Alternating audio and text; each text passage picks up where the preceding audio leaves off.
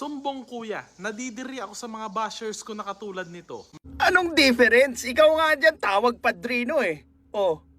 So, nandidiri ka pag ginagamit sa'yo yung technique mo, pero pag ikaw gumagamit ng technique mo, hindi ka nandidiri?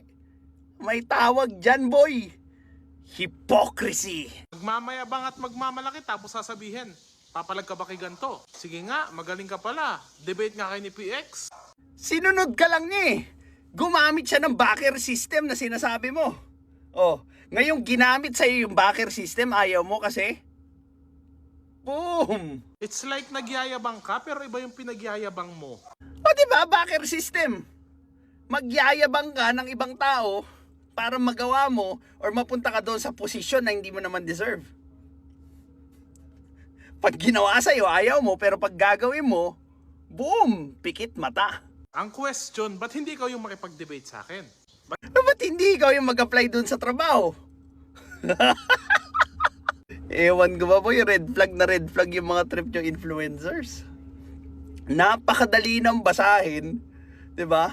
Tapos obvious pa na morally bankrupt. Ay nako, Pilipinas gising. This is Pinoy Extreme. Have a great day.